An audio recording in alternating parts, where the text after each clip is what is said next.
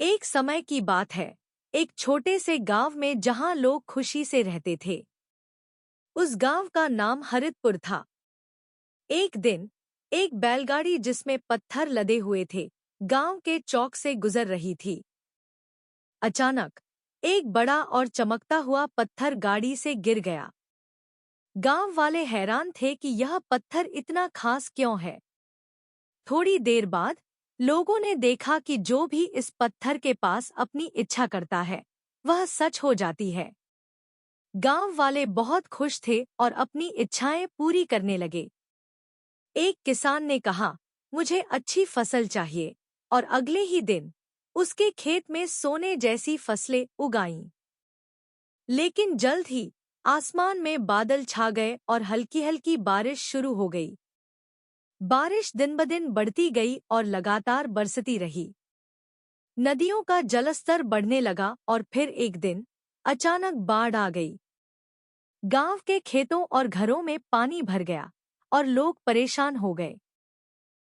गांव वाले खुश थे, लेकिन जल्द ही उन्हें एहसास हुआ कि हर इच्छा पूरी होने पर गांव के लिए एक नई चुनौती खड़ी हो जाती थी। फसलों की वृद्धि के लिए की गई इच्छा ने गांव को एक अनियंत्रित बाढ़ की ओर धकेल दिया। अर्जुन और रिया ने इस पत्थर की शक्ति को समझने और गांव को बचाने का फैसला किया। वे पत्थर के रहस्य को सुलझाने के लिए निकल पड़े और उनकी यात्रा में कई रोमांचक और अनोखे अनुभव हुए। उन्होंने एक जादुई जंगल से गुजरते हुए एक बुद्धिमान ऋषि से मुलाकात की, जिन्होंने उन्हें पत्थर की सच्चाई के बारे में बताया। ऋषि ने उन्हें बताया कि बाढ़ के खतरे को नियंत्रित करने के लिए उन्हें 3 एंशिएंट आर्टिफैक्ट्स ढूंढने होंगे, एक चमकता हुआ दर्पण, एक जादुई बांसुरी और एक रहस्यमयी किताब। ऋषि के निर्देशानुसार अर्जुन और रिया घने जंगल में चमकते दर्पण की खोज में निकल पड़े।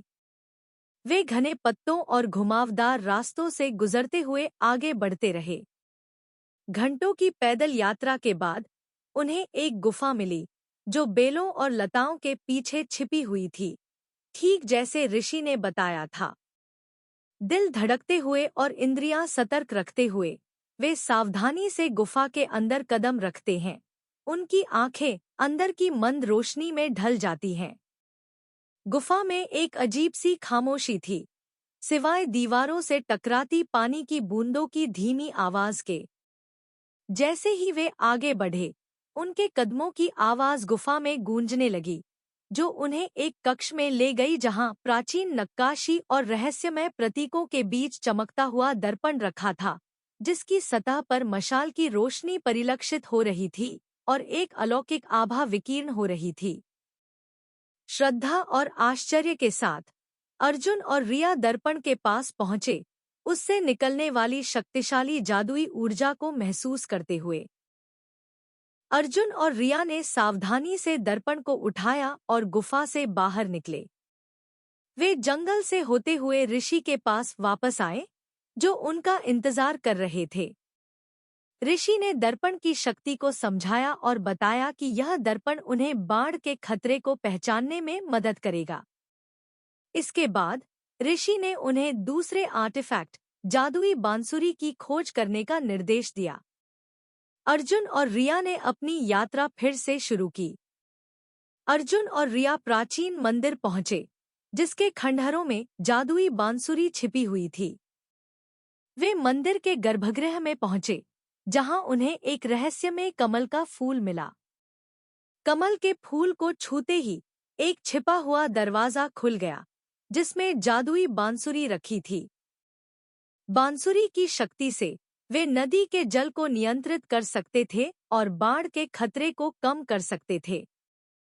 ऋषि के निर्देशानुसार वे बांसुरी को लेकर जंगल से होते हुए ऋषि के पास वापस आए, जो उनका इंतजार कर रहे थे। ऋषि के निर्देशानुसार अर्जुन और रिया प्राचीन पुस्तकालय पहुंचे, जहां रहस्यमय किताब छिपी हुई थी। वे धूल भरे शेल्फों के बीच खोजते हुए एक विशिष्ट अलमारी तक पहुंचे, जिसमें किताब रखी थी। जैसे ही उन्होंने किताब को छुआ, उसके पन्ने अपने आप खुल गए, जिसमें प्राचीन ज्ञान और नदी के जल को नियंत्रित करने के रहस्य लिखे थे। अर्जुन और रिया ने रहस्यमय किताब प्राप्त की और ऋषि के पास पहुंचे।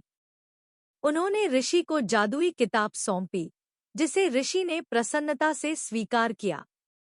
अब ऋषि के पास तीनों आर्टिफैक्ट्स, चमकता दर्पण, जादुई बांसुरी और रहस्यमयी किताब थे। ऋषि, अर्जुन और रिया गांव की ओर चल दिए, जहां बाढ़ का खतरा मंडरा रहा था।